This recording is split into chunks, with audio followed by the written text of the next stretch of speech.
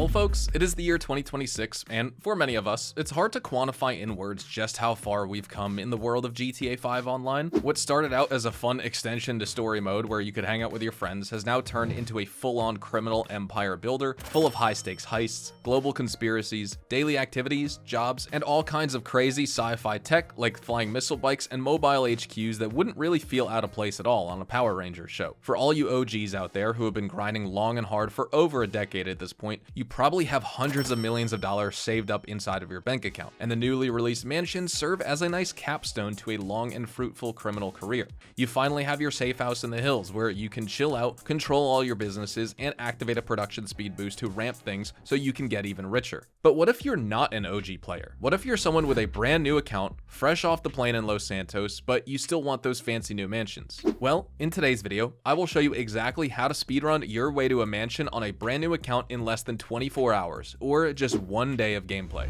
And just to give you an idea of exactly how much money that is, here's me on the pre-luxury real estate website, browsing through the mansion listings. We've got the Tongva estate, which is worth $9.5 million for just the base mansion. Once you add an armory, a vehicle workshop, a podium, an arcade, the security upgrade, it tops out at over $14 million. That's with the pre-luxury discount. So if you haven't done the 3 new listings missions from RAF back in November, then you won't be eligible for this reduced price, and you'll have to pay the full $11.5 million.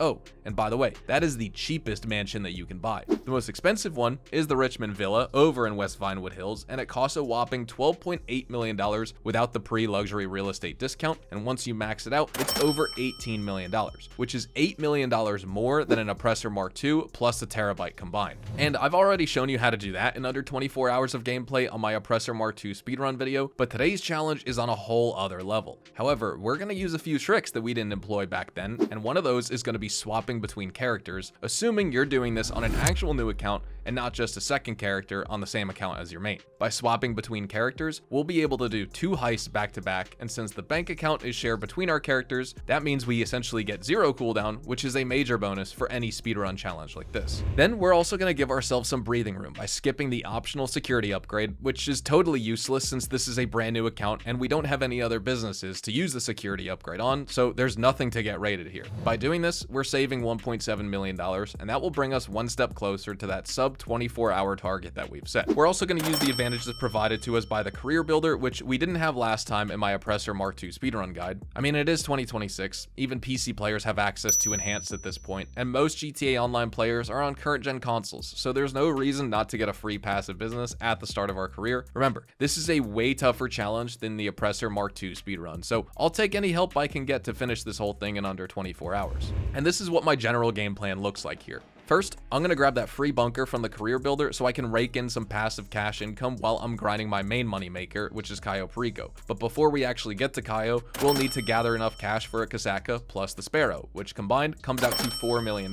For that, I'll chain spam some Cluckin and No Way Out content. Then, every 2 hours and 20 minutes, my bunker is going to give me $210,000 worth of product to sell, which I can layer on top of my active grind. I also just went ahead and completed the very first mission in the Los Santos Drug Wars questline, just so I can unlock the Freak Shop and its Mark II armory, where you can buy weapons that would normally be rank restricted to you as a new player. Weapons like the Combat MG and Heavy Sniper, for example, both of which are otherwise impossible to buy from Ammunition at this early stage in the game. Then, I also grabbed a Batty 801 RR for just $15,000, which is going to be my primary grinding vehicle throughout this run, until I unlock the Casaca and the Sparrow. Okay, now that we've got our game plan ready and we've done all of the prep work, let's get to the actual grind itself for the sub 24-hour speedrun. And I've split it up into 3 phases here. First phase, we chain Cluckin and the No Way Out heist together for an easy $1.1 million in 2 hours. Your first time with each of these heists on a brand new account will take slightly longer, as the cutscenes are unskippable, but once you start doing subsequent runs of these, you'll find out that even with a stock Batty 801, you're able to get pretty close to 1 hour with both Cluckin and No Way Out, maybe even slightly under an hour if you use some of the speedrunning tips that I've provided in my dedicated videos for each of these heists. If you haven't seen those videos though, you can go ahead and watch them after this one, but here's the quick and dirty version. For Cluckin, you always go with the Marabunta Grande loadout, both for your weapons and your getaway car. Then, in the mission Disorganized Crime, instead of following the vans around and trying to hack them, you visit each garage location manually and walk in through the door. And here are all 3 garage locations. The first one is right here in La Mesa, on Vespucci Boulevard, right on top of this kidney-shaped flyover.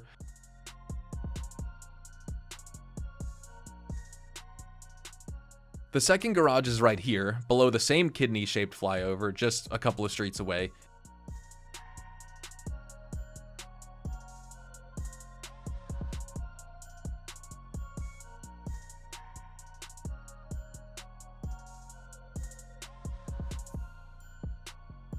And then the third and final garage spawn is down here on this street in Cypress Flats.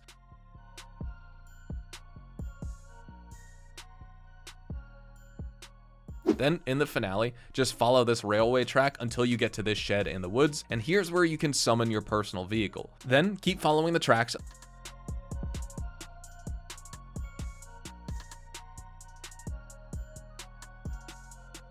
until you arrive at this bridge on Zancudo River, cross it, and cut right at the next bridge to land on Joshua Road in Grand Sonora Desert. From here, it's a nice, easy drive to Vincent's Lockup, and you can easily lose your 3-star wanted level by climbing these hills off to the side where the cops cannot track you.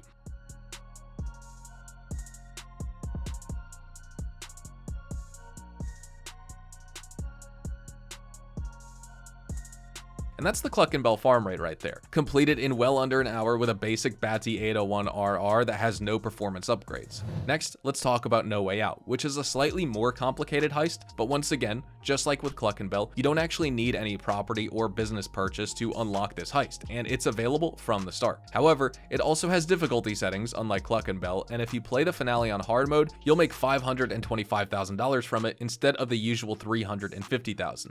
And if you do it in under 10 minutes without dying or failing a hack, and you also get 35 headshots, you'll complete the Elite Challenge as well, which bumps your pay from $525,000 all the way up to $625,000. And getting the Elite Challenge is honestly pretty easy if you just take your time and line up those headshots. But the real challenge with No Way Out is nailing down the enemies on those crucial 1st and 4th missions. Those are the 2 longest missions in the entire heist, and I've seen some players spend over 40 minutes just on those 2 missions in total. So here's how to speed things up. In negative press, just before you get into the control pod, plant a sticky bomb on your robo taxi. Then head straight to Little Soul Skate Park as soon as you exit the depot by pulling a left turn over here, and along the way you can complete your objectives.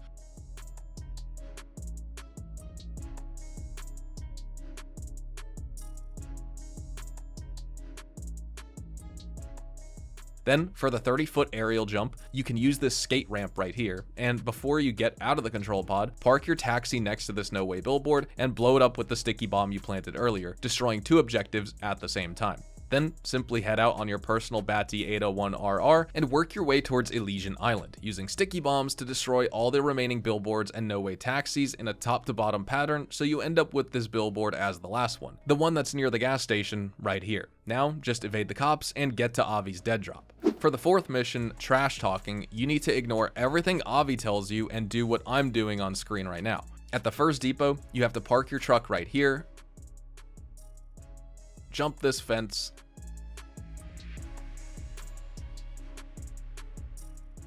knock out this guard, then holster your gun and run directly into the camera's vision to grab your bag. Then all you have to do is get out of the vision cone for a second, and you can simply run right back through the vision cone once again to your truck. Every time you get detected by the camera, you'll have a second to cool off before you're registered as an offender. Same deal with the second bag. Run in and grab it, then stand there for a second and run right back out. For the second No Way depot, just drive straight to the location, ignore the other garbage truck headed your way, park right here,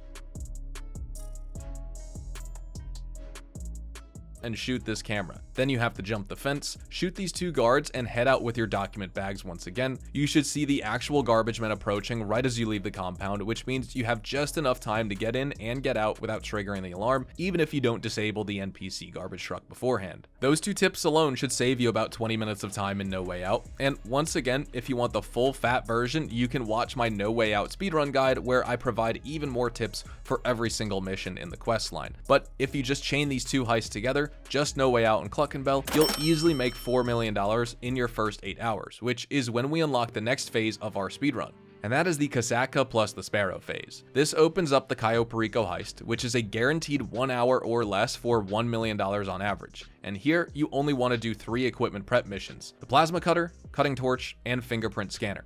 skip the explosives prep. It isn't needed if you scout out the drainage tunnel entry at the island. And if you want the safe instead of the glass display case, you'll have to swap out the plasma cutter for the save key, which takes slightly longer, but it's still very doable in under 10 minutes. For your approach vehicle, I recommend the Longfin, as it's the easiest way to get around the island, and you can visit the airstrip first to grab your secondary loot, then head directly to the drainage tunnel for your primary. And if you don't have a personal phantom wedge, not to worry, Pavel will mark one for free on the map. In the finale, once you exit the drainage tunnel and enter El Rubio's main compound, just use this route that I'm showing to get to El Rubio's office without alerting anyone.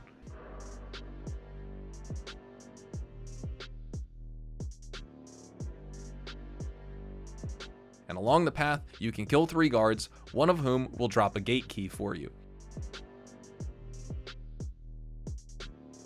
If you collect this gate key, just grab the money from El Rubio's wall safe, and then jump down here and open this basement gate to get to the primary loot with just 1 fingerprint hack. If you don't get the gate key though, you will have to do 3 hacks, but honestly, it's still very easy if you know how the fingerprint scanner works. Basically, just start with the topmost print, align every single image below to match the top one, and scroll right n-1 times where n is your row number. So for the topmost print, it's 0. For the second image, you scroll right once from the base image. For the third image, you scroll right twice, and so on down the list. And with all hacks done, just exit using this route,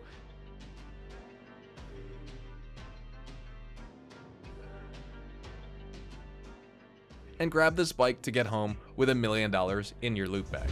Okay, now in phase 3, we've got 2 options for how we want to move forward. At this point, you should be about 10 hours or so into your speedrun, 8 hours for Cluckin plus No Way Out to gather the money for your Casaca with the Sparrow helicopter, and another 1.5 hours for your very first Cayo Perico heist with all the cutscenes. You've got 2 options if you want to move forward, and both of those involve spending an additional $3 to $4 million.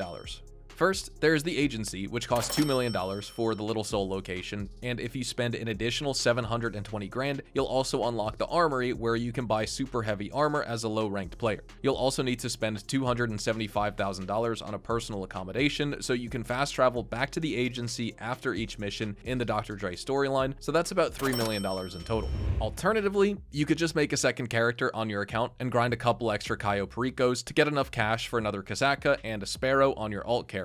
However, there's a big issue here. If you're playing solo, you'll have to wait 2 hours and 24 minutes between each Cayo run, which means you'll need an additional 7 hours just to scrounge enough cash together for a second Casaca on your alt character. Now, this could be sped up significantly by going duo with a friend, so I'll leave that choice up to you. Do you want to alternate between Cayo and Dr. Dre, or do you want to lose your mental sanity in the interest of making as much money as possible in the shortest amount of time?